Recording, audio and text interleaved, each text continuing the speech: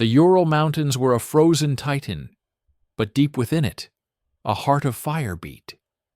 The Tankograd factory was a realm of perpetual thunder. Rivers of molten steel cast hellish light on faces slick with sweat and determination. Amidst this orchestrated chaos, on a night shift in late November 1941, Hull No. 312 took form. It was not an assembly line of pristine perfection. It was a brutal, hands-on creation. Men with leather aprons wrestled heavy armor plates into place. Welders, their eyes shielded by dark glass, drew seaming lines of blinding light, fusing steel with a hiss and a shower of sparks that looked like miniature stars dying on the floor. The air reeked of ozone, hot metal, and human effort. The tank that emerged was not yet a T-34.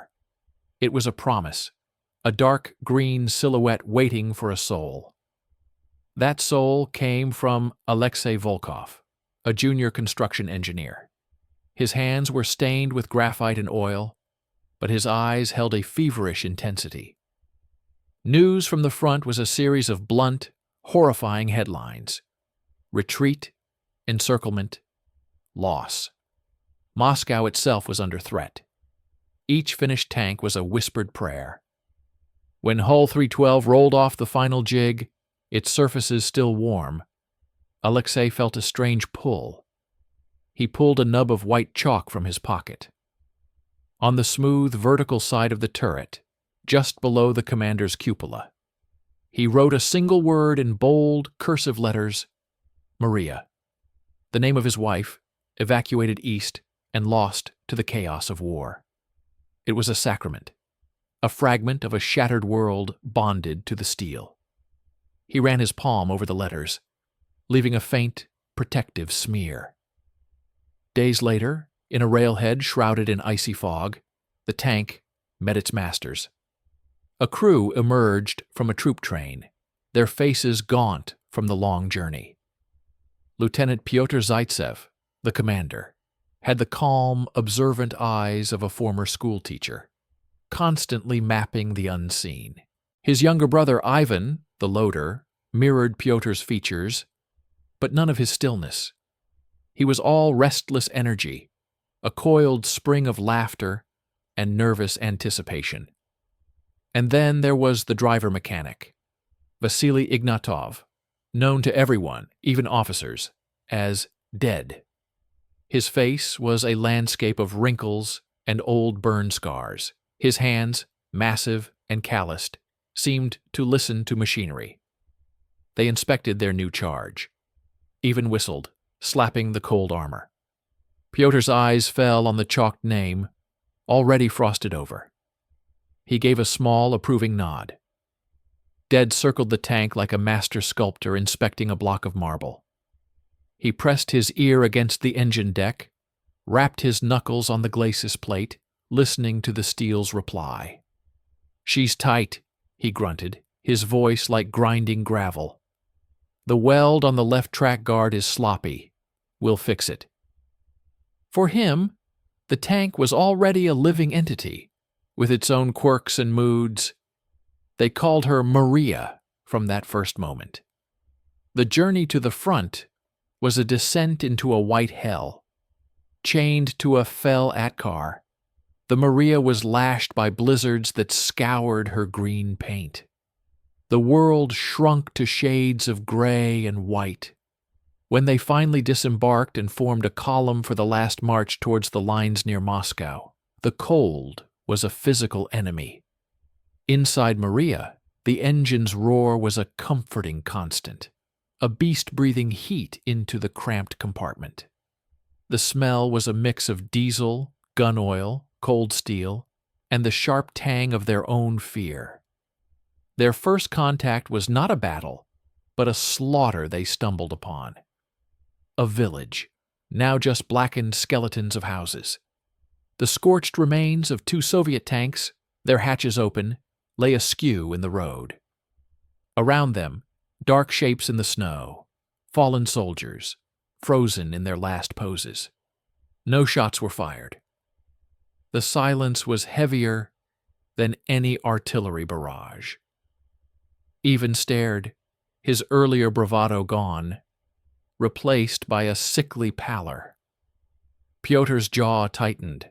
Dead just stared ahead, his face unreadable, but his grip on the steering levers turned his knuckles white. Maria rolled past the graveyard, her tracks crushing the pristine snow, leaving the first ugly scars of her passage. The true baptism came at a crossroads near a shattered forest. German artillery had been hammering the area, and the Maria was ordered to support a counterattack. As they rumbled forward, the world dissolved into chaos. The first shell landed 10 meters to their right, a volcanic eruption of dirt and snow that slammed into the hull with a sound like 1,000 hammers. The concussion was physical, punching the air from their lungs. "Contact! 300! Panzer!" Pyotr's voice, miraculously calm, cut through the ringing in their ears. Through his periscope, he saw the angular shape of a German Panzer IV, half hidden behind a burning farmhouse. "Gunner! AP! Track him!" Ivan, moving on pure instinct, slammed an armor-piercing round into the breach. The metallic clang was deafening inside the steel box. Dead swung the Maria hard to the left, the tracks screeching in protest. The tank lurched, throwing them against their restraints. They fired. The roar inside the fighting compartment was immense, a hot, violent blast of noise and pressure. The shell streaked across the field and struck the Panzer's turret ring. A flash, a jet of flame, and the enemy vehicle shuddered, its gun drooping. A ragged cheer started in Ivan's throat. It died instantly. From a camouflaged position in the tree line to their flank, a well-drilled German anti-tank gun crew had been waiting. They hadn't fired on the advancing T-34s, letting them commit. The gunner's crosshairs rested perfectly on Maria's side silhouette. The 50mm shell hit with a sound different from the artillery. A sharper, more vicious crack punch. It struck not the thick frontal glasses, but the thinner side armor, just behind the forward drive wheel. Inside, the world ended. The solid shot did not explode. It was a fist of tungsten and steel that tore through the armor as if it were paper. It became a storm of lethal fragments. White-hot splinters of the tank's own hull ricocheted around the compartment in a supersonic cloud.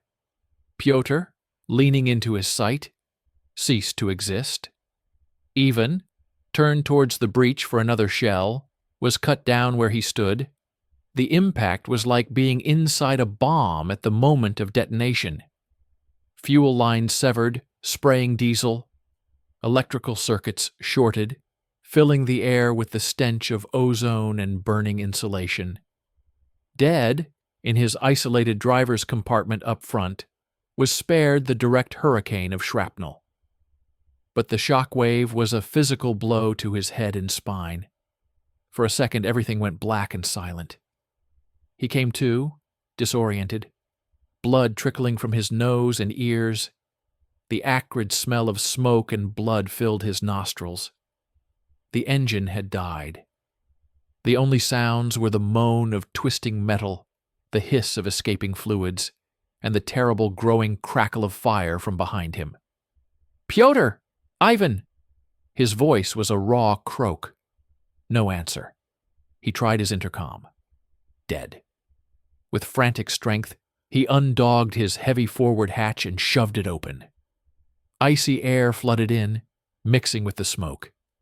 He pulled himself out, collapsing onto the frozen ground. His body screamed in protest. He scrambled to his feet and clawed his way up the sloping front of the Maria. Flames were now licking out of the open commander's and loader's hatches. The heat was blistering. He peered into the commander's cupola. The sight would haunt him until his last breath. He saw only ruin. With a guttural cry of denial, he reached down, his hands burning on the hot metal rim, but it was hopeless. Then he heard them. German voices, sharp and close, infantry advancing to secure the kill. A bullet snapped past his head, pinging off the turret. He was out of time. He had a choice: be captured or die pointlessly next to his already dead crew, or live. The war had just asked him its most brutal question.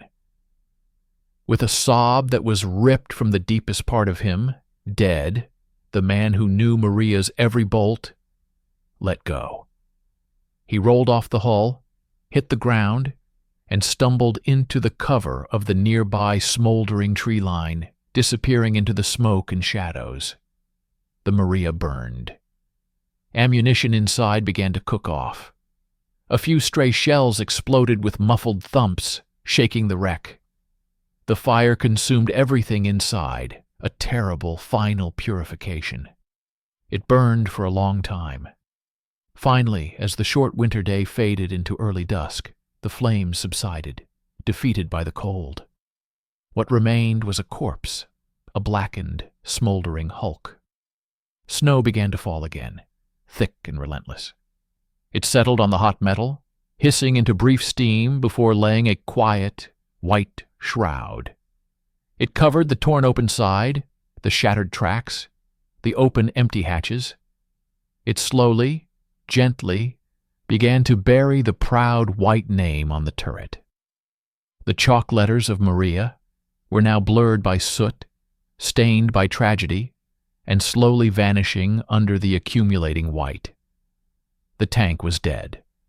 Abandoned on a frozen field, just another piece of scrap in the vast, indifferent machinery of war. Her first life had lasted 17 minutes of combat. It ended in fire, blood, and absolute, silent ruin. The silence that followed the burning of the Maria was not true silence. It was the heavy, ringing quiet after a cataclysm, filled with the distant echoes of guns and the faint, mournful wind sweeping across the snowy field. The wreck lay there for 3 days, a black, twisted monument to a micro-tragedy in a sea of millions. Scavenger birds circled, but found little. On the 4th morning, the creak of frozen leather and the crunch of boots on snow broke the spell. A German recovery detail, a Bergungskommando, emerged from the tree line like gray wolves. They moved with weary efficiency, veterans of this grim harvest. Their leader was Unteroffizier Erich Emmler, a man whose face had settled into a permanent state of drained resignation. Before the war, he had been a master mechanic in Stuttgart, a man who found profound, silent satisfaction in the logic of engines. Now, he applied that skill to the broken leftovers of battle. His men fanned out, securing the area. Their eyes were dull, scanning the wreck not for heroes or enemies, but for utility. One of them, a young private, kicked the charred track of the Maria. "Scrap," he muttered. "Good only for the smelter." Emmler didn't answer immediately. He walked a slow, complete circle around the T-34. His mechanic's eye saw past the soot and gaping wound. He noted the elegant slope of the frontal armor, the sturdy, simple construction of the suspension.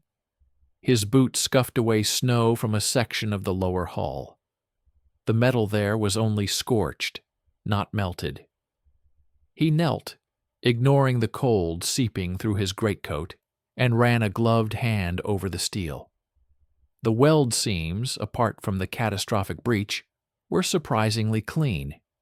This was a solid machine. "Scrap?"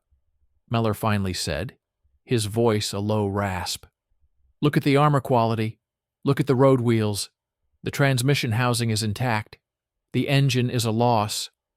But the rest—" He stood up, brushing snow from his knees. "This is not scrap. This is a library, and we are going to read it." His authority was technical, not just hierarchical. The men shrugged and began the laborious process. They brought up a heavy-duty Famo half-track recovery vehicle. Chains, cold and brutal, were cinched around the Maria's carcass.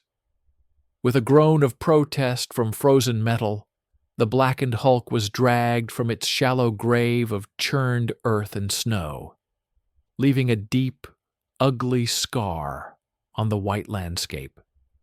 It was a violation, a desecration of a tomb. The journey to the German field workshop, a collection of tents and camouflage trucks hidden in a frozen birch forest, was a humiliation for the dead tank. It was a prize of war, towed past lines of weary German soldiers who glanced at it with empty eyes. It was stripped of its dignity. Under Emmler's precise direction, the real work began. It was not a repair. It was an autopsy that bled into resurrection. Using cutting torches that spat blue fire, his team carved away the tumor, the entire destroyed section of side armor, and the burned-out interior. The charred, horrific remains inside were removed with impersonal efficiency and buried in a mass grave for unknown soldiers. The turret was lifted off its ring by a creaking crane, revealing the gutted fighting compartment. Immortal worked with a focus that bordered on obsession. He was not a fervent Nazi.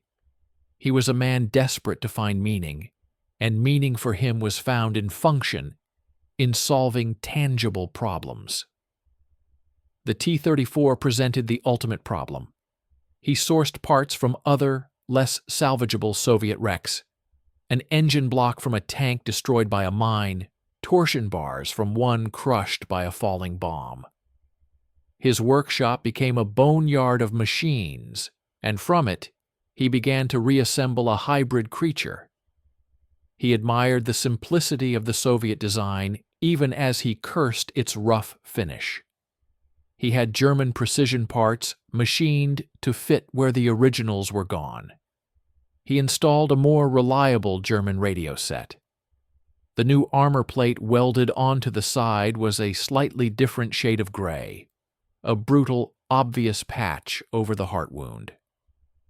One afternoon, as the new engine, a resurrected Soviet V-2, coughed to life for the first time, spewing blue smoke into the cold air, a profound silence fell over the workshop. The beast lived. It was an alien sound now, a Soviet heart beating in a German-corrected body. The men stared, a strange unease mixing with their professional pride. The final step was the paint. A swathe of dull, dark yellow was rolled and sprayed over the Maria's original green and the new gray patch. The tactical marking, a stark black Balkan cross, was stenciled onto the turret and hull. Immortal himself took care of the turret. As he prepared to paint over the side, his hand paused.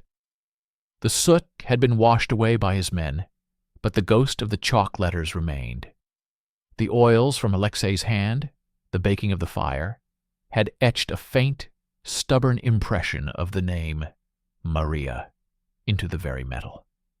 No amount of scrubbing could remove it entirely. It was a scar in the steel's memory. Immortal stared at it for a long minute. He felt no sentimentality for a Russian name, but he felt a deep, unexpected respect for the machine's persistence. It refused to be completely erased. Instead of fighting it, he did something unorthodox. He took his brush and carefully painted the German cross around the faint impression, incorporating the ghostly name into the new insignia. It was not an act of homage, but of stark, factual recording. This tank had a history. It was now part of his history. The tank was given a new designation: Beutepanzer, T-34 747R. The men, noting Immortal's peculiar protection of the old name, started calling it quietly Die Geisterfrau, the Ghost Woman. Its first mission under the new flag was a reconnaissance in force near a battered town. Immortal, driven by a mechanic's need to see his work tested, volunteered to command it. The crew was makeshift, a nervous young gunner from Hamburg, and a driver who missed his farm. Rolling through the winter landscape in the captured tank felt profoundly wrong to Immortal. The vibration, the smell, the view from the commander's cupola, it was all Soviet. They advanced along a tree line, the tension thick. They encountered a scattered group of Soviet infantry, unprepared for a T-34 bearing German crosses. The confusion was absolute. The gunner, following orders, fired the main gun. The blast was deafening. Through the sight, Immortal saw the impact, the devastation. He had just used this resurrected Soviet weapon to kill Soviet men. The irony was a physical nausea in his gut. He had repaired a machine of war, and now it was doing exactly what it was built to do. And he felt no pride, only a deep, abiding sickness. The counterblow came swiftly and without mercy. A hidden Soviet anti-tank rifle team, more alert, had seen the crosses. They waited until the T-34 presented its flank, the same famously vulnerable flank. The heavy rifle round fired from close range was not enough to penetrate fully, but it was a sledgehammer blow. It struck the lower hull with a deafening sea-lang, jamming the forward drive sprocket and severing a track link. The Maria lurched violently and ground to a halt, listing to one side like a wounded animal. Inside, the crew was stunned, ears ringing. Smoke, not from fire, but from dust and scorched metal, filled the compartment. They were immobilized, a sitting duck. Immortal knew what came next. Artillery coordinates called in, or a close assault team with grenades. His order was immediate and desperate. Abandon! Now! Rouse! They scrambled out of the hatches, tumbling into the snow just as the first mortar rounds began to walk towards their position. They ran, abandoning their prize for the second time in its short life. Immortal looked back once from the cover of a ditch. The Maria sat crippled and alone, the fresh dark yellow paint around the Balkan cross, already pockmarked by shrapnel. The faint ghost of her old name was still visible beneath the new emblem. He felt a sting of loss, not for the Reich, but for the work. The perfect function he had restored was now broken again. The library was burning. Through the smoke and falling snow, he saw new figures approaching the tank. Not in German gray, but in the white winter smocks of the Red Army. They moved cautiously, then with swift purpose, swarming over the immobilized machine. They had come to take back what was theirs. The ghost woman had changed hands. The retaking of the crippled tank was not a heroic charge, but a grim, practical necessity.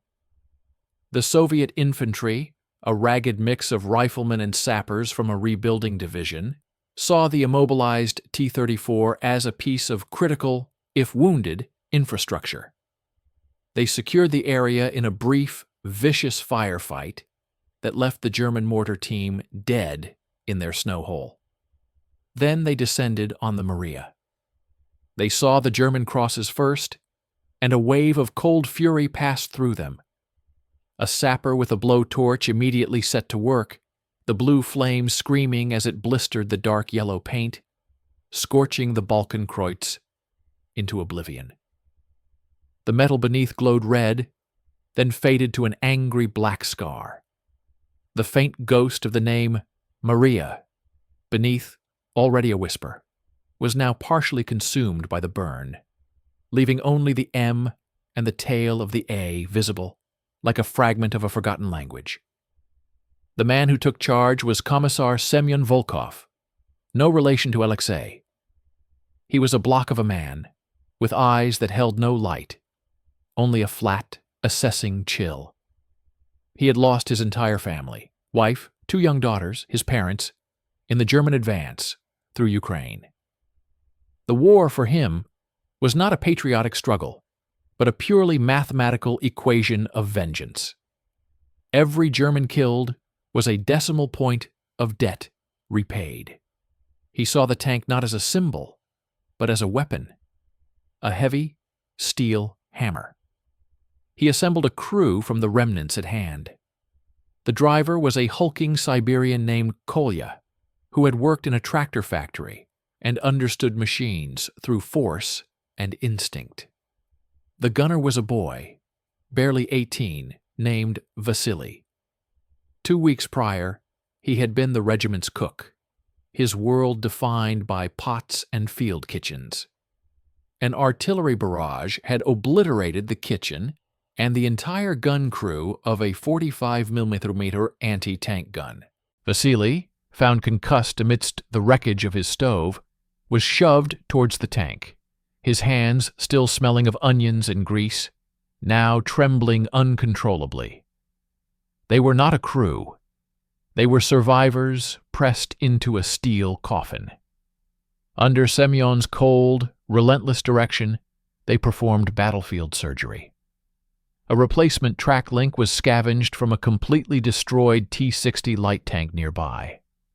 Kolya, with brute strength and a sledgehammer, beat the jammed drive sprocket back into functionality. They siphoned diesel from a wrecked German half-track. There was no time for paint, no sentiment. The Maria was now a monstrous patchwork. Soviet green under soot, German yellow patches, the black burn scar where the cross had been, and the sickly gray of fresh welding from Emmeller's repair. Inside, the atmosphere was glacial. Semyon forbade any talk not related to combat. The air reeked of cold metal, old blood they couldn't quite scrub out, German diesel, and the pervasive scent of their own fear, sharp as ammonia. Vasily, crammed into the gunner's seat, would stare at the faint, fire-warped remnant of the chalk M on the interior turret wall, visible only at a certain angle in the low light. It was a mystery, a tiny anchor to a world before the horror. Their first engagement was an order to hold a wooded hill against a probing German attack. It was defensive, static warfare. The Maria was dug into a reverse slope, only her turret visible. When the German infantry advanced, supported by 2 armored cars, Semyon's commands were emotionless coordinates. The tank fired. The recoil slammed through the hull. Through his sight, Vasily saw the explosive shell tear through the thin armor of a CKFZ T-34. He saw figures tumble, burning. He vomited violently between his knees, the acrid smell mixing with cordite. Kolya, in his driver's compartment, flinched with every shot, every hit their tank took from machine guns and light cannon fire. It was a symphony of terror. But they held. The sheer, brutal presence of a T-34, even a haunted one, stopped the advance. In the silence that followed, Vasily cried silently. Kolya trembled from adrenaline overload. Semyon simply lit a cigarette, the smoke curling in the cold, still air of the turret, his eyes fixed on some internal ledger, tallying the day's grim arithmetic. The tank became a curse and a refuge. It was loud, freezing, and smelled of death. But its armor was real. It was the only thing between them and the fragments of the world. They learned its quirks, the way it pulled to the left if Kolya didn't compensate, the sticky spot in the turret traverse that Vasily had to muscle past, the faint, almost inaudible whine the final drive made under load that only Semyon, in his predatory silence, seemed to hear and interpret. Weeks passed in a blur of mud, frostbite, and sudden violence. The Maria absorbed more punishment. A glancing hit from a Panzer III's main gun left a deep, gleaming furrow across the front glacis plate. but did not penetrate. It was another scar, another story. The crew, bound by shared terror rather than camaraderie, developed a functional animal-like cohesion. They were not brothers.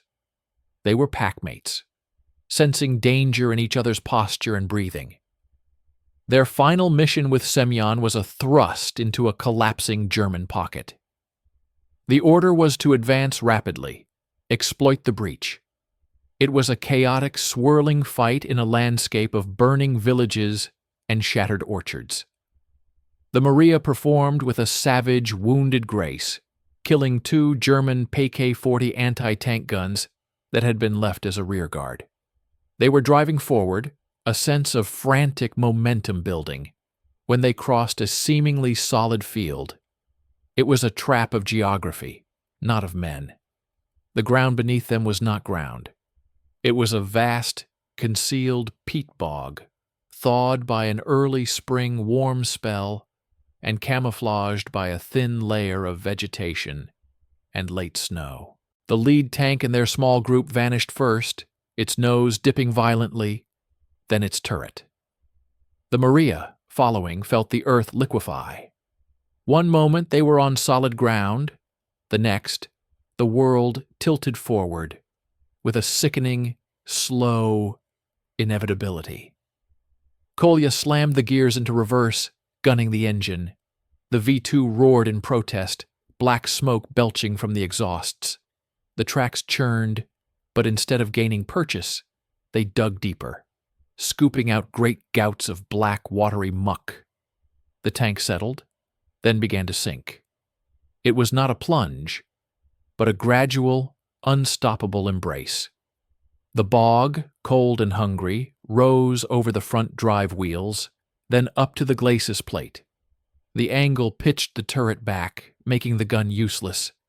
They were trapped, not by enemy fire, but by the earth itself.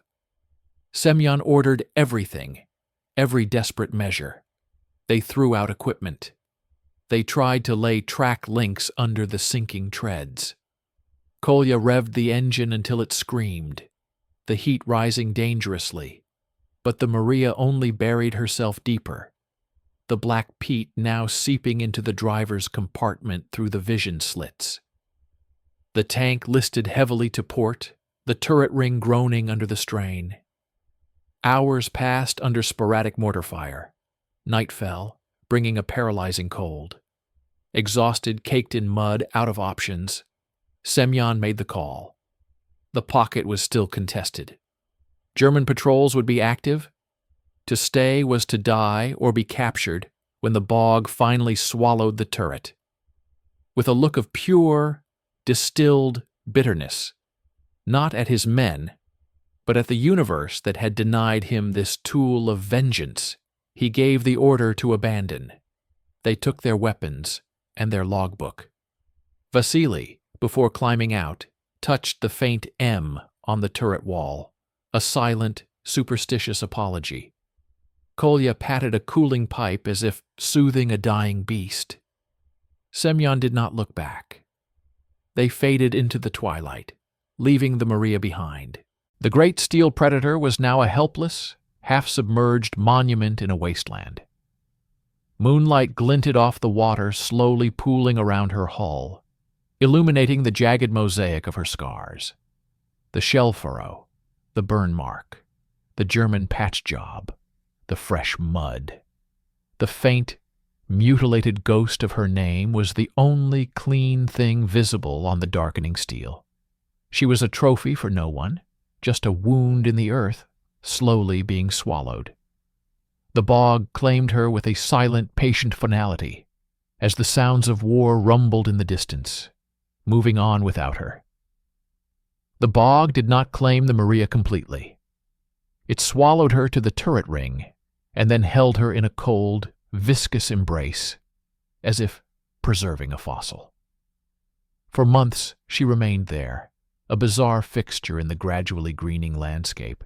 The spring thaw and summer rains raised the water level, submerging her completely, leaving only a faint, ominous ripple on the surface to mark her grave. Local peasants avoided the spot, whispering of a water spirit, a metallic demon that had drowned. Her resurrection came not from the front, but from the deep rear. In the late summer of 1943, a specialized German technical recovery unit, following vague reports of a sunken Soviet tank from the previous winter's fighting, arrived at the bog with heavy equipment. They were not front-line soldiers. They were engineers in crisp, dirt-averse uniforms, accompanied by a platoon of sullen, exhausted infantry for security. Their leader was Oberleutnant Dr. Friedrich Weber, a man in his 50s with meticulous silver hair and eyes that viewed the world through the cold lens of analysis. He was a professor of mechanical engineering from Dresden, seconded to the Waffenamt to study enemy technology. To him, this was not a salvage operation. It was an archaeological dig. The process was clinical and slow. Pumps groaned for 2 days, spewing black water and peat across the meadow. Cranes were anchored on solid ground, their cables dipping into the murk like probing tendrils. When the dark water finally receded, the Maria was revealed not as a weapon of war, but as a grotesque, mud-smeared carcass. Weeds clung to her barrel. Leeches and frogs squirmed in her crevices. The stench of decay and anaerobic mud was overwhelming. The infantrymen recoiled. Dr. Weber leaned forward, his eyes alight with academic fascination. "Magnificent," he murmured, not to the tank, but to the problem it presented. He ordered it winched out. The sound was horrific, a deep, sucking protest, as the bog reluctantly released its prize. The tank, coated in a thick black slime, was placed on a heavy-duty transporter. It looked less like a machine and more like a primordial beast hauled from a tar pit. The journey west, deep into occupied Poland, was to a facility very different from Emmler's field workshop. This was a converted brick factory, clean, well-lit, and orderly. It was a tank morgue and laboratory. Rows of captured Soviet, British, and American vehicles stood in various states of dissection. The Maria, now pressure-washed, was stripped of every removable component. Her engine, transmission, gun, and optics were catalogued, tested, and measured with micrometer precision. Dr. Weber compiled a report, a dry clinical document noting the specimen's hybrid nature. Original Soviet factory work, German field repairs, Soviet field repairs, and the brutalizing effects of prolonged immersion. He was particularly interested in the shell furrow on the glacis, writing 3 pages on the angle of impact, estimated projectile velocity, and the surprising ductility of the Soviet armor plate. The faint, scarred remnant of the name was noted as a possible factory or crew marking, largely obliterated. For Dr. Weber, the tank was data, a story told in stress fractures, weld quality, and metallurgical composition. His emotional connection was zero. He saw no ghost, only a fascinatingly complex object. He assigned the Hulk a new role, a training aid. Stripped of its internals, gutted and inert, the Maria was moved to a paved yard adjacent to a Panzer Grenadier training school. Here she found a new, ironic purpose. Every day, groups of fresh-faced German officer cadets, their uniforms still stiff, would gather around her. Dr. Weber, pointer in hand, would use her carcass as a 3-dimensional textbook. "Observe here," his voice would echo in the yard, "the pronounced slope of the frontal armor, a design philosophy prioritizing deflection over sheer thickness. This is the Soviet answer to our superior optics and gunnery. Note this area." He would tap the patch on her side with his pointer. "A crude but effective battlefield repair. This weld, gentlemen, is of German quality. The surrounding ones, Soviet improvisation, memorize the silhouette, know where its weak points are. This, he would conclude, rapping the turret, is your enemy. Understand it, and you will kill it. The Maria stood silent under the Polish sun and rain, a monument to her own destruction, lectured on by the enemy.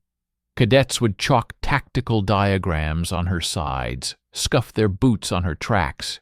She was an object of ridicule, a symbol of Soviet brute force, defeated by German science and order. This changed with one cadet. His name was Klaus. He was 18, a dreamer forced into a warrior's mold, a boy who sketched fantastical animals in the margins of his tactical manuals. While his comrades saw a dead tank, Klaus saw a mythic creature. He saw the scars not as flaws but as battle honors. He saw the patchwork not as shoddy workmanship, but as a tapestry of survival. The silent, stoic hulk, enduring its humiliation day after day, seemed to him profoundly noble. One evening, on a solitary guard duty he had volunteered for just to be near it, he approached the Maria. The moonlight washed her clean of the day's chalk marks. He pulled a small stick of white carpenter's chalk from his pocket, not as an engineer marking a hull, nor as a soldier defacing an enemy relic. As an artist. On the one clean, flat plate of the turret side, the side opposite the ghost name, he drew a simple, elegant symbol. It was a unicorn, a creature of purity and fierce, untamable strength, its horn aimed defiantly forward. It was an act of quiet rebellion, a secret tribute to the machine's silent saga. In his mind, he was not drawing on a Soviet tank. He was bestowing a crest upon a knight who had fallen from a different world. For weeks, the unicorn remained, a fragile white secret in the training yard. The other cadets noticed, but said nothing. Klaus was awed, but harmless. Dr. Weber saw it and ordered it removed, seeing it as unscientific defacement. A bored orderly scrubbed it away with a wet rag. Time passed. The Eastern Front was collapsing. The need for every piece of hardware became desperate. An order came down from the High Command. All captured vehicles in training and testing centers, even gutted ones, were to be made battle-worthy and sent east to plug the gaps in the crumbling lines. Dr. Weber received the order with cold disdain. It was an engineering absurdity. To refit the gutted T-34 specimen with a mismatched engine, a gun from a different batch, and crew it with barely trained men was wasteful and stupid. It would be a death trap. He was a scientist, and he understood the laws of physics and probability. This order violated both. He stood in the yard, watching, as mechanics began the frantic, shoddy work of reanimating the corpse. They were installing a worn-out engine from a German truck. The gun they had was without a proper stabilizer. It was an abomination. Klaus, now a freshly minted lieutenant, was in the group assigned to crew these resurrected monsters. The boy looked at the Maria with a fatalistic light in his eyes. That night, Dr. Weber made a decision. It was not an act of sabotage for the enemy, nor of compassion for Klaus. It was the decision of a man who worshipped efficiency and order, rebelling against the chaos of a dying regime. With the calm precision of a surgeon, he entered the Maria's hull. Working by the dim light of a hooded lantern, he did not cut wires or plant explosives. That would be traceable. Instead, he used a specific torque wrench to subtly, deliberately under-tighten a series of critical bolts on the engine's main mount. He calibrated the fuel pump to a setting that would promise power for 10 minutes of running, then guarantee a catastrophic vapor lock. He introduced a flaw so elegant and internal that it would appear as a tragic mechanical failure, not malice. He was euthanizing a patient to spare it a more gruesome death on the battlefield, and to save the lives of the boys who would crew it. The next morning, the convoy of resurrected captured tanks was to depart. The Maria's new haphazard engine coughed to life, belching smoke. Klaus, in the commander's hatch, gave one last look at Dr. Weber, who stood impassively with his clipboard. The professor gave a slight, almost imperceptible nod. Not of encouragement, of closure. The convoy rattled out of the gates. 5 kilometers down the road, as Dr. Weber had calculated, the Maria's engine began to scream, then shudder violently. Smoke poured from the engine deck. It lurched to a halt, blocking the narrow road. The overworked recovery officer, under pressure to get the rest of the junk to the front, made a snap decision. "Push it into the ditch. We don't have time." The other tanks, grinding past, used their bulk to shove the stricken Maria off the road. She toppled into a deep drainage ditch, coming to rest at a steep angle, tracks in the air like a dead insect. The crew, confused and frightened, was redistributed to other vehicles.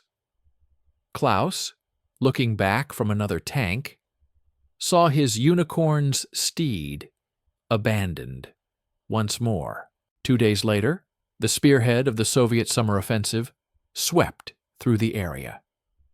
Advancing Soviet scouts, moving ahead of the main force, found the tank in the ditch.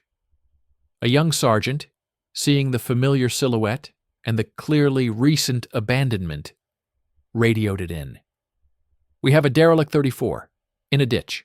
Looks like the Fritz tried to fix it and gave up. Should we mark it for recovery?" The order came back. "If it's ours, and it's in one piece, we take it.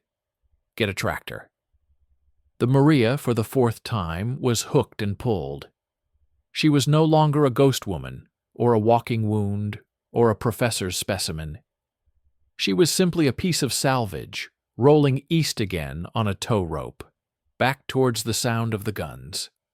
Her unicorn side now ground into the mud of the ditch, her other side still bearing the faint, stubborn memory of her first name. The Maria did not return to a frontline regiment. The Red Army of mid-1944 was a vast, sophisticated, and brutally efficient machine. It no longer threw individual tanks into the fray as heroic symbols. It deployed them as specialized components of a complex organism. The battered hull, recovered from the Polish ditch, was processed through a labyrinth of rear echelon depots. It was stripped, inspected, and classified not as a fighting vehicle, but as a candidate for conversion. Its hull was sound, its basic structure had survived its ordeals. It was assigned a new fate. It would become an engineer tank. The transformation took place in a massive camouflaged workshop near the Vistula River. Here, the Maria lost the last remnants of her original identity. Her turret was unceremoniously lifted off its ring, the turret that had borne the chalk name, the German cross, Klaus's unicorn, and Semyon's cold calculations. It was set aside on a pile of scrap, a discarded skull. In its place, workers welded a strange, boxy superstructure of much thinner armor plate. A makeshift crane boom was fitted to the rear. Most strikingly, large inflated rubber pontoons were secured to her flanks with heavy-duty straps and steel frames. She was no longer a T-34 battle tank. She was a PP-34Y, an improposed amphibious ferry, a workhorse of the crossing operations that defined the Soviet advance. Her new commander was Lieutenant Tatiana Petrova, a 24-year-old mechanical engineer from Leningrad. She had survived the siege by keeping the city's surviving generators running. and her skill had translated seamlessly to the Army's engineering corps. She was pragmatic to the point of ruthlessness, with a mind that saw machines as collections of stressed components and emotions as inefficient variables.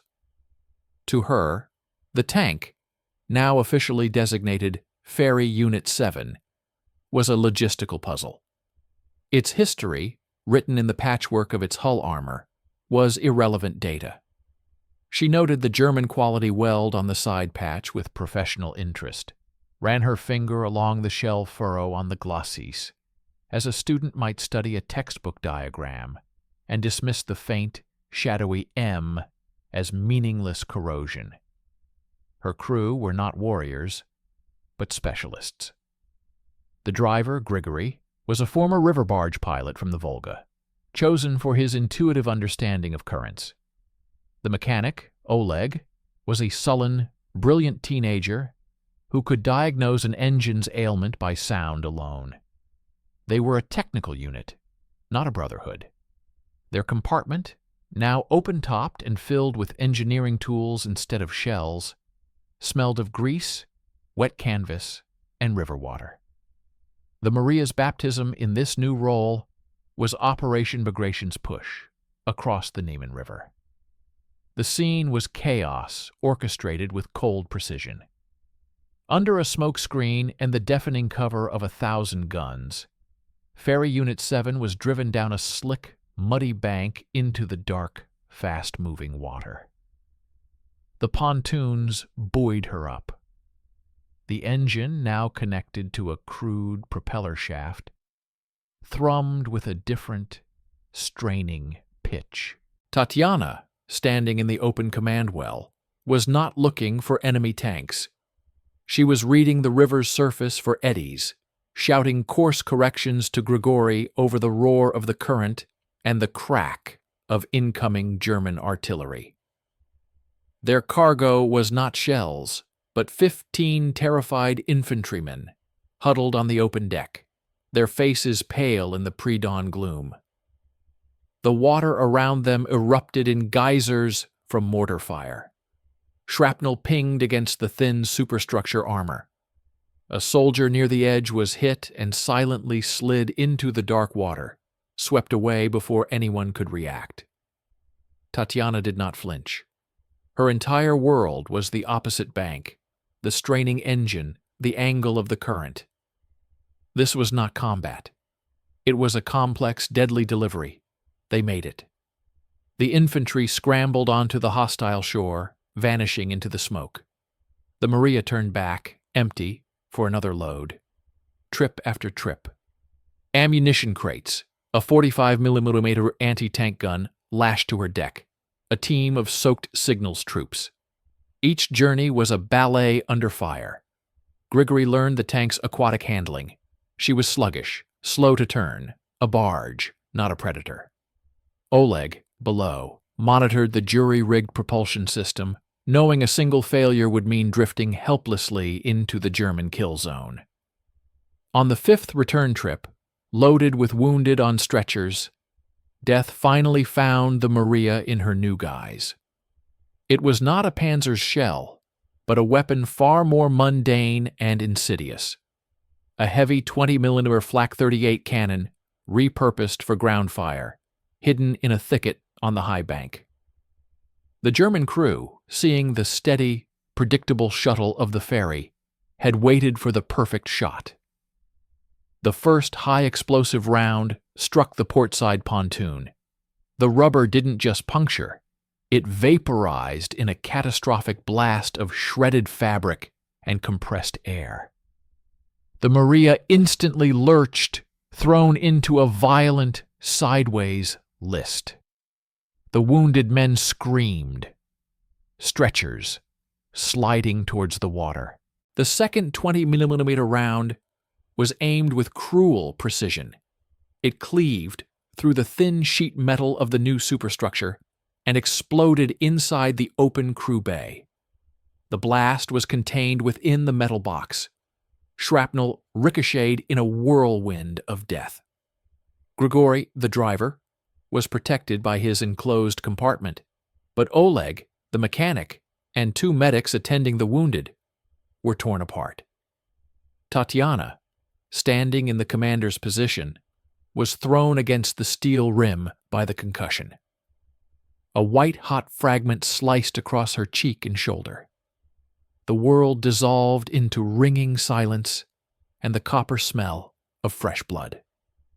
The tank was dying again, mortally wounded, taking on water through the shattered pontoon frame, listing heavily. But it was not combat death. It was the death of function. Tatiana, blood streaming down her face, assessed the situation with a dispassionate clarity that bordered on madness. The engine was still running. The starboard pontoon held.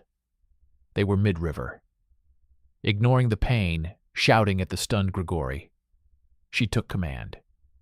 Using the single remaining pontoon and the tank's own struggling tracks churning in the water, they limped in a tortuous, sideways circle, not towards the safety of their home bank, but towards the enemy shore they had just supplied.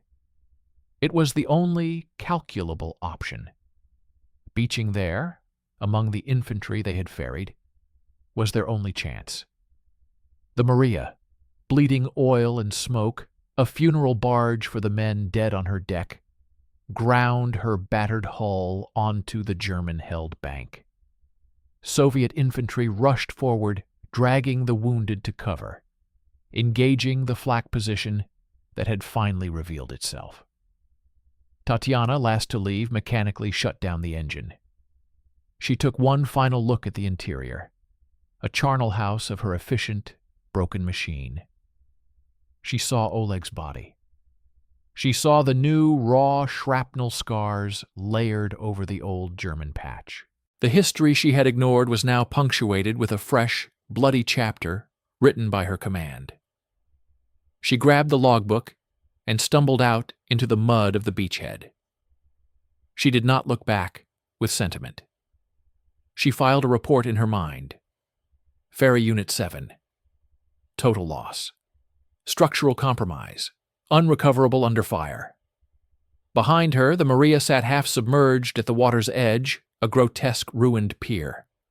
The current tugged at her. The once proud hull, now a mutilated hybrid of tank and boat, was finally truly useless. The fighting moved inland, leaving her behind. The waters of the Niemen rose slightly, lapping at the torn-open superstructure, slowly claiming the new dead within. She was a bridge that had collapsed under its own load, a tool broken at the moment of its most critical use. The faint M on her side, just above the waterline, was now streaked with Grigori's oil and Oleg's blood, another layer in the silent, accumulating epitaph. The war had found a new way to break her, and this time there was no obvious path to repair. She was just another piece of flotsam on the tide of the offensive. Winter, 1945. East Prussia. A landscape of curated horror. Manor houses burned to blackened shells, orchards of twisted frozen trees, roads littered with the detritus of a collapsed empire. The war here was not about lines on a map, but about a grinding, house-to-house, soul-corroding reckoning. The Maria, or what was left of her, had been found again. Not by engineers, but by scavengers. A penal battalion, a Strafbat, was tasked with clearing a field of wrecked machinery near a shattered railway junction. These men were not soldiers. They were ghosts in worn uniforms, their eyes holding the flat emptiness of those with nothing left to lose. Thieves, deserters, political prisoners, all offered a chance to wash away their crimes in blood. They moved with the lethargy of the condemned, prying valuable parts from corpses of machines. Their commander, a hard-faced NKVD captain, saw them as expendable tools, less valuable than the fuel they used. It was among a tangle of burned-out German half-tracks and a flipped-over Su-76 that they found the tank. It was barely recognizable. The amphibious superstructure was a collapsed, rusting cage. The pontoons were shredded sacks of rubber. It sat in a frozen puddle, ice gripping its lower hull. Yet its core T-34 shape persisted beneath the absurd additions. A warrior in the grotesque clown suit of a failed experiment. The task was to strip it for anything useful. The engine if it turned over, the road wheels, the tracks. A giant of a man, a former factory foreman named Andrei Volkov, the brother of Alexei, the engineer who had chalked the name, though neither knew the other's fate, was ordered to assess the hull. Andrei moved with a quiet, methodical precision that had survived his imprisonment.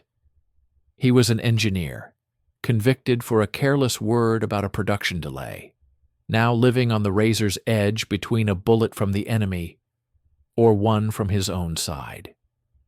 He approached the wreck with the detached eye of a pathologist. He noted the flak damage, the amateurish field welds on the pontoons, the older, more professional German patch beneath. His gloved hand brushed ice from the side of the turret ring, where the original turret had once sat. And then he saw it.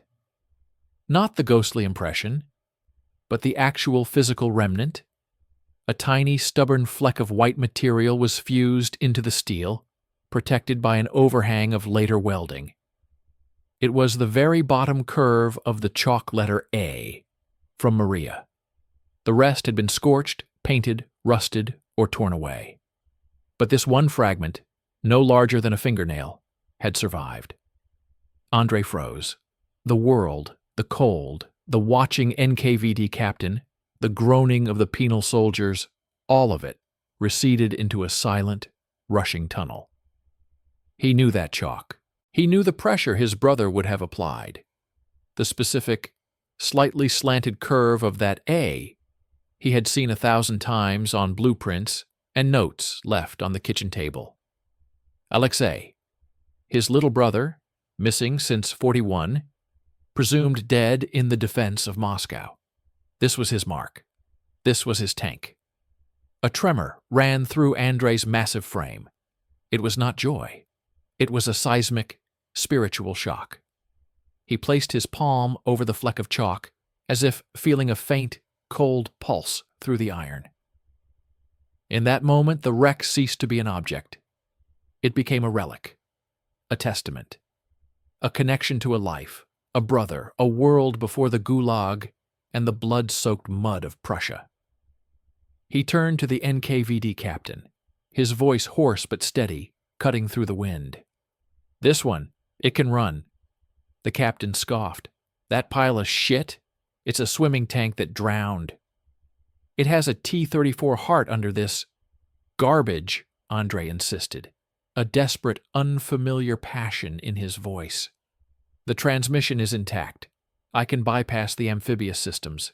I can get it moving in 24 hours. A mobile pillbox, a battering ram. We need that." The captain, seeing not zeal but a useful madness in the convict's eyes, gave a curt nod. "You have until tomorrow night, you and your squad. If it moves, you crew it. If it doesn't, you walk in front of it." Andrei's squad, a motley crew of 3 other condemned men, became apostles of a desperate faith. Andrei worked with a fervor they had never seen. He wasn't just repairing. He was performing a resurrection.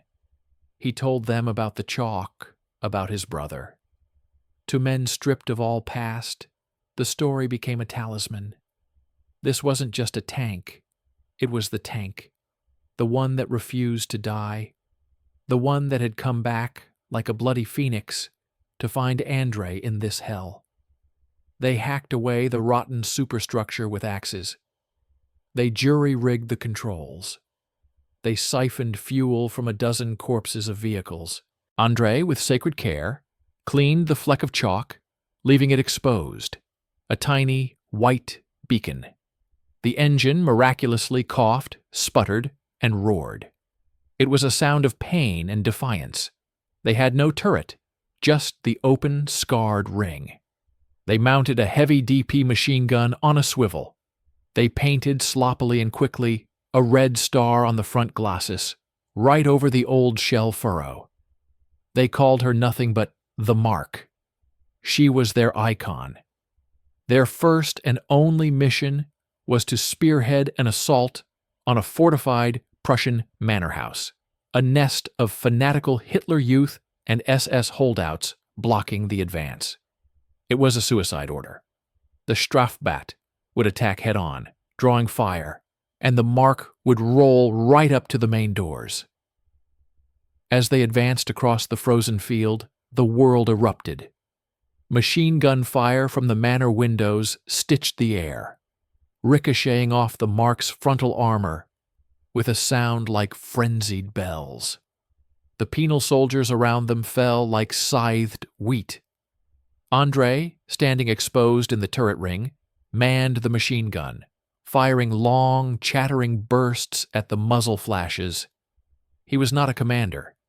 He was a conduit for vengeance and redemption.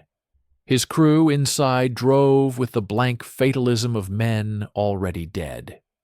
A Panzerfaust rocket streaked from an upper window. It missed the hull, but exploded against the ground next to the left track, snapping 3 links. The Mark lurched, slowed, but ground forward, dragging the broken track like a wounded leg. They reached the manor's stone wall. Andrei shouted down to the driver, "Through it! Now!" The tank, its engine screaming in a final protest, surged forward. It smashed through the ornamental brick and stone, crashing into the ground floor loggia in a cloud of dust and debris. It came to a stop, lodged halfway inside the building. The move was insane. It was also perfect. It had breached the strong point. Soviet infantry, seeing the tank buried in the wall, rallied and swarmed forward from the cover it now provided. But the Mark was finished, immobilized, trapped, a perfect target. From within the dark depths of the manor, a last SS man fired another Panzerfaust. This shot was true.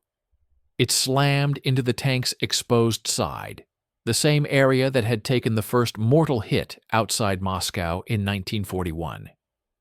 The explosion inside the confined space of the loggia was deafening. The force blew Andrei from the turret ring, throwing him against a shattered stone pillar. Inside, the crew perished instantly, their redemption sealed. Andrei lay broken, his back against cold stone, looking at his tank. Flames bloomed from the new, gaping wound, but the frontal hull, the part bearing the star over the old shell furrow, remained intact, pointed defiantly forward. Through blurring vision, he could see the tiny white fleck of chalk on the turret ring, untouched by the new fire. He did not see the Soviet infantry flooding past him into the manor, finishing the fight. He did not hear the shouts of victory. His world had narrowed to the sight of the machine, his brother's last testament, breathing its last in a final, consumptive act of utility. It had saved no one but the men who would have been shot as cowards. It had broken the wall. A medic found him minutes later.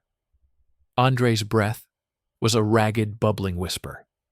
He gestured weakly, not towards the medic, but towards the tank. His hand, covered in his own blood, made a small smearing motion in the air, as if retracing the curve of that A. Then his hand fell. He died with his eyes open, fixed on the flickering flames dancing over the chalk-flecked steel. The Maria, now a burning, immobile shrine embedded in an enemy wall, had given her last full measure. She had found the one man who knew her origin, and she had carried him and his doomed men to their appointed end. The story had come full, tragic circle. The icon had been worshipped and then sacrificed. The fire that now consumed her interior was not the impersonal fire of 1941, but a funeral pyre. The war moved with the final brutal momentum of a hammer blow. The manor house in East Prussia was captured, cleared, and abandoned, as the front surged westward towards the inevitable conclusion in Berlin. The Maria, a blackened, ruptured husk, fused with the masonry of the loggia, was left behind. The snows of late winter fell, then thawed. Spring rains diluted the soot and blood, and weeds began to sprout in the track guards. She was no longer a tool or a symbol. She was scenery, a permanent ugly fixture in a ruined landscape. Weeks after the surrender, a different kind of unit arrived. Not combat troops, but the Soviet trophy brigades. Their task was not to fight, but to inventory, to collect, to make sense of the mountainous debris left by the war. They were the accountants of the apocalypse. Among them was a man named Nikolai. He was older, his hair steel gray, his movements deliberate and calm. His hands were not scarred by shrapnel, but stained with grease and graphite. Before the war, he had been a museum archivist in Leningrad, specializing in medieval metalwork. The siege had taken his family and his profession. The army, discovering his meticulous mind, had put him to work, identifying and cataloging captured German technology. He had a reputation for being able to read the history of a machine from its scars. When his small team reached the manor, the local commander pointed to the tank in the wall. "That one's been there since January. A penal battalion knocked the door down with it. It's scrap, but your orders say to check everything." Nikolai approached the Maria not as a soldier, but as an archaeologist arriving at a newly discovered tomb. The violence of her final entombment was obvious, frozen in time. He spent the first hour just walking around her, in a slow, silent circle, his notebook in hand. He did not see scrap. He saw a palimpsest, a document written and rewritten by violence. He ordered his men not to cut her out, but to carefully clear the rubble from around her. He wanted to see the entire context. As they worked, Nikolai began his documentation. He did not start with the most recent damage. He started with the oldest. He pointed his torch at the glacis plate. "Note this," he said to his assistant, a young lieutenant with a clipboard. "A glancing strike from a medium-caliber anti-tank gun. Likely a Panzer III's 50mm. See the angle of the gouge? It came from the left flank, high ground. The tank survived this early in its life." He touched the edge of the furrow, feeling the smoothed metal. His light moved to the side. "Now here, this is a different event, a full penetration." He illuminated the patch over the first, fatal wound from 1941. "This repair weld, this is German work, high quality, precise. They salvaged it after it was knocked out." He then pointed to the newer, jagged, cavernous tear from the final Panzerfaust. "And this is the cause of its final immobilization. Soviet explosive force from inside a building." He had them carefully scrape away the flaking paint and soot around the patch. Layers were revealed like geological strata: the original Soviet green, the German dark yellow, the hasty Soviet repaint, the soot from the manor fire. And then his light caught it. Not the tiny fleck of chalk Andrei had found, but something else nearby, a texture in the metal. Using a soft brush and solvent, he gently cleaned a small area. Faint, ghostly lines emerged from under the paint. The impression of the chalk name, Maria, was still there, a fossil in the steel, now framed by the brutal geometry of the German patch and the savage tear of the Panzerfaust. Nikolai fell silent for a long moment. He took off his glasses and cleaned them. This was no longer just a machine. This was a biography. He spent 3 days on the site.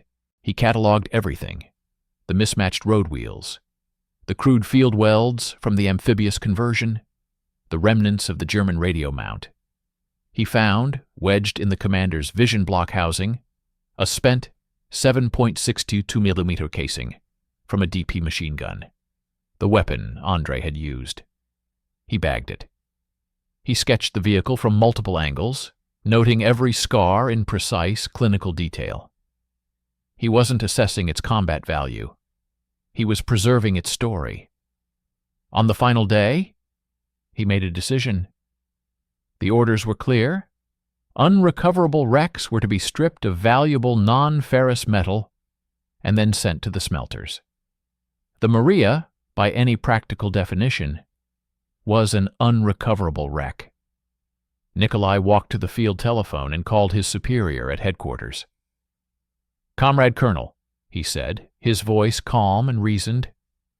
"Trophy item T-34-76, hull number suspected 312, at grid reference 79er. Request exemption from smelter list." The voice on the other end crackled with disbelief. "On what grounds? Is it a new prototype? A command vehicle?" "It is neither," Nikolai replied, looking back at the dark hull. "It is a historical document. It has been captured and recaptured no less than 4 confirmed times. It bears repairs from Soviet, German, and again Soviet hands. It shows the entire technical and tactical evolution of the war on the Eastern Front on a single chassis. It is unique. To destroy it would be to burn a library." There was a long silence on the line. The war was over. A new world, one of monuments and museums and official histories, was being conceived. "You are certain?" "I have documented the evidence exhaustively," Nikolai said. "It is a testament to resilience, ours and the machines." Permission was grudgingly granted. Nikolai did not order the Maria dragged to a collection point. Instead, he supervised a different kind of operation. He had his men carefully, using jacks and timbers, extract her from the wall. They did not try to make her run.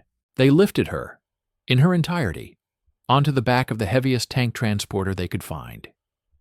She was laid to rest on the flatbed, not as a weapon, but as a relic. Before they covered her with a tarpaulin, Nikolai performed one last act. He did not paint over the scars. He did not weld the holes shut. Instead, with a small brush and a can of clear protective lacquer, he carefully coated the areas around the key wounds: the shell furrow, the German patch, the Panzerfaust tear, and the faint fossil of the name. He was not hiding the damage. He was preserving it, varnishing the history, so it would not rust away. As the transporter, moving slowly to avoid jostling its cargo, began the long journey east, away from the front, Nikolai stood watching. The Maria was no longer a participant. She was evidence. The archivist had saved her not for future battles, but for future memory. She was a closed book, her final chapter written in fire and steel, now being carried silently towards the uncertain peace, her every wound catalogued, her long, impossible saga officially acknowledged. Her fighting was over. Her existence as a record had just begun. Time did not heal the Maria. It transformed her. The journey from the ruins of East Prussia was a passage into silence. The roaring trains, the shouting soldiers, the earth-shaking bombardments, all faded into a new, strange quiet.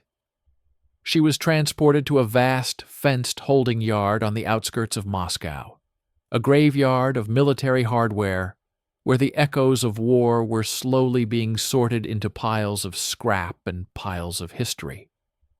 For years she sat under the open sky. Snow buried her in winter. Rain washed her in spring. Summer dust settled in her every crevice.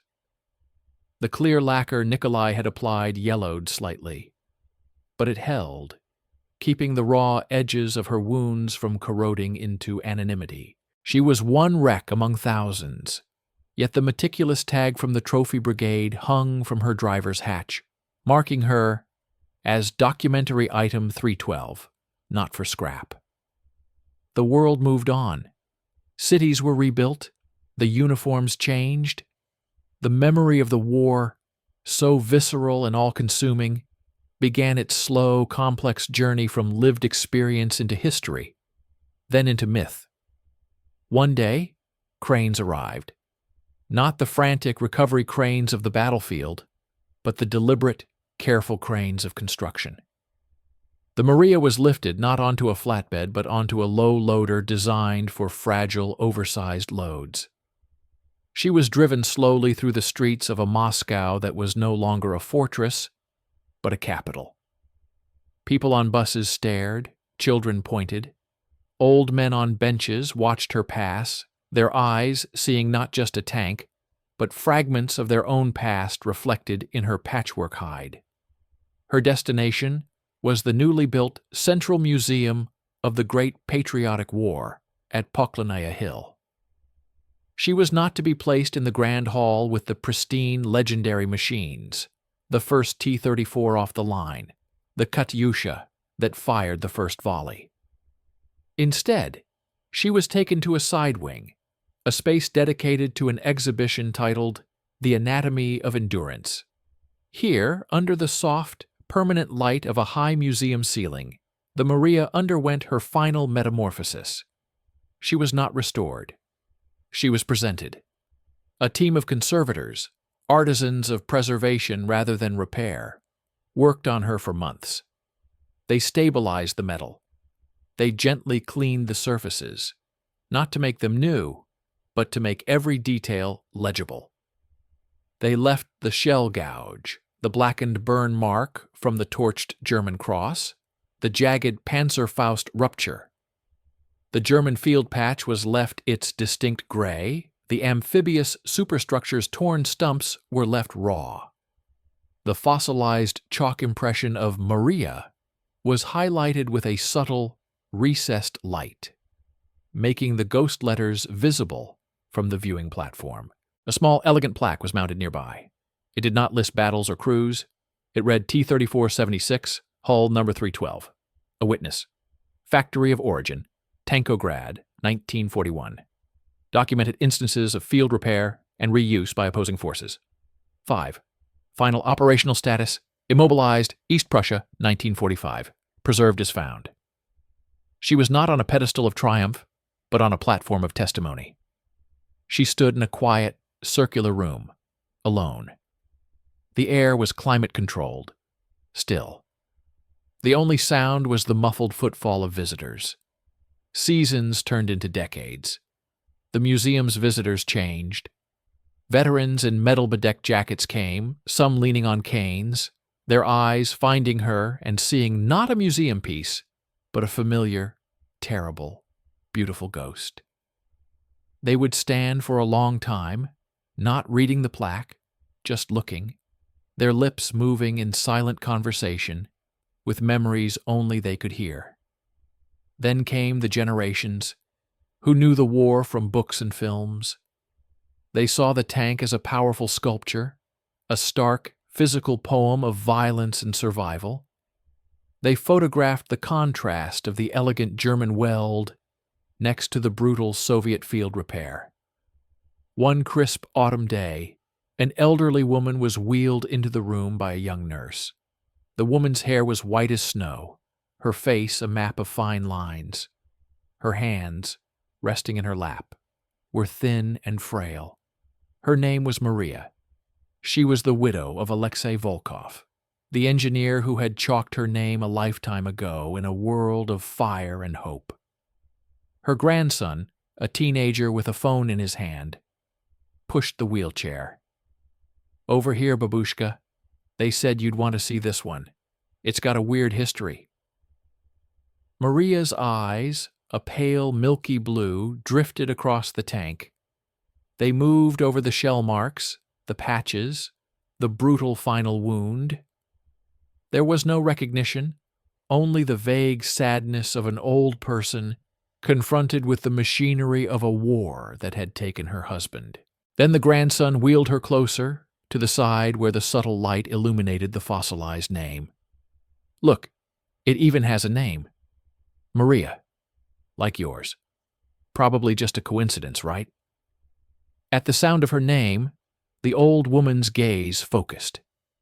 She leaned forward, a tremor in her hand. She did not see the museum lighting. She saw, in her mind's eye, a young man with intense eyes, his hands stained with chalk and oil, smiling at her in a sunlit kitchen before the world fell apart. She saw the love and the fear he had pressed into the steel. Slowly, painfully, she raised her hand. The nurse made a move to help, but the grandson, sensing something profound, stopped her. Maria's frail, trembling fingers reached out. They did not touch the jagged shrapnel scars or the cold welds. They moved with an unerring, ancient certainty towards the faint, illuminated impression of the letters. Her fingertips came to rest, not on the metal, but just millimeters from it, hovering over the ghost of the A her husband had drawn. She did not need to touch it. She could feel it. The love, the loss, the long, cruel journey, the impossible return. A single tear traced a path down her wrinkled cheek, falling silently onto the museum floor. She sat back, her hand returning to her lap. She looked at the tank in its entirety now, seeing not just a machine of war, but a vessel. It had carried her name through hell. It had carried pieces of her husband's soul and the souls of so many others through fire and ice and mud until it could carry them no more. And it had brought a fragment of that story, against all odds, back to her. She turned to her grandson, her voice a dry whisper, yet clear in the hallowed quiet of the room. "It is not a coincidence," she said. "It is a long story. I will tell you." The boy put his phone away, his eyes wide, looking from his grandmother's face to the silent, scarred giant in the center of the room. For the first time he saw it not as a relic, but as a witness. And he listened. The Maria stood, immutable. The light played over her mosaic of wounds, the marks of German guns, Soviet tools, Polish mud, Prussian fire. Each scar was a word. Each patch was a sentence. Together they were a saga without end, written in the indelible language of iron and resilience. The war was over. The memory was alive. And the witness, having spoken through silence for so long, had finally found someone who could hear.